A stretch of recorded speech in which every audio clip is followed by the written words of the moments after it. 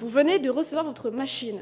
Vous êtes motivé, prêt à créer plein de choses. Mais dès les premiers tests, le rendu est flou, la découpe ne passe pas ou ça fume beaucoup trop. Pas d'inquiétude, 90% des débutants font les mêmes erreurs au départ.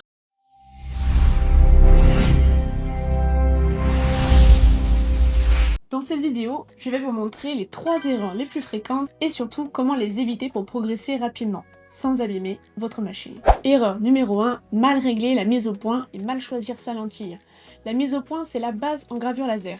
C'est elle qui détermine si votre faisceau est précis, puissant et donc si votre gravure est nette ou complètement floue.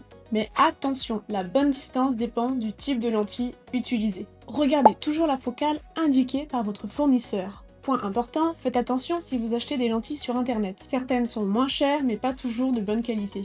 On a déjà eu un client qui a changé sa lentille pour un modèle en ligne, pensant améliorer ses résultats.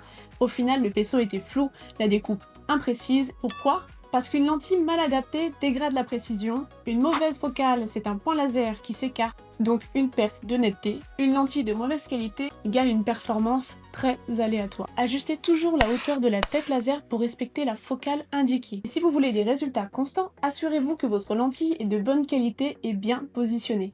Erreur numéro 2, utilisez des mauvais réglages, puissance ou vitesse. Autre erreur fréquente, vouloir aller trop vite ou trop fort. Quand on commence, on veut que ça grave bien du premier coup, alors on a tendance à mettre la puissance à fond, ralentir la vitesse au maximum. Mais en réalité, c'est exactement ce qu'il ne faut pas faire. Trop de puissance, vous brûlez votre bois. Vous encrassez la lentille et vous perdez en qualité. Pas assez de vitesse, vous surchauffez le matériau, vous risquez de le déformer, voire de l'endommager.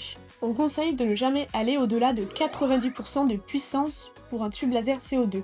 Au-delà, vous sollicitez trop et vous raccourcissez sa durée de vie. Alors, comment faire ? Commencez toujours par faire des tests sur des chutes. Renseignez-vous auprès de votre fournisseur ou sur des fiches de réglage en ligne. Adaptez vos réglages selon le matériau, l'épaisseur et la finition attendue. Il n'y a pas de réglage magique qui fonctionne sur tout. Un bois tendre ne réagit pas comme un acrylique ou comme du carton. Prenez le temps de comprendre comment réagit chaque matériau et vous progresserez beaucoup plus vite. Erreur numéro 3, négligez l'entretien et le nettoyage de votre machine.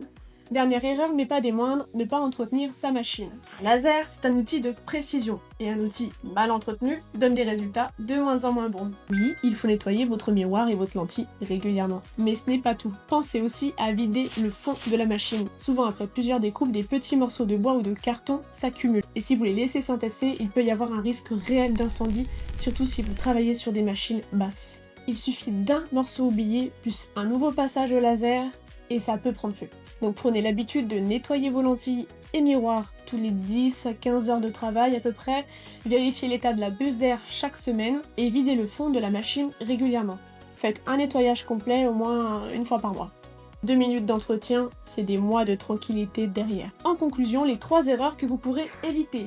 Mal gérer la mise au point ou utiliser une mauvaise lentille, travailler avec des réglages inadaptés, négliger l'entretien de la machine, y compris la zone de travail. En évitant ces pièges, vous améliorez la qualité, la sécurité et la durée de vie de votre équipement. Et si vous avez besoin de conseils sur votre machine, d'un accompagnement pour vos réglages ou simplement de poser vos questions, vous pouvez me contacter directement. Si ce sujet vous a aidé, abonnez-vous à la chaîne AKM Laser. Je partage régulièrement des vidéos, des démonstrations et même des idées de business à lancer avec votre machine. À très vite chez AKM Laser.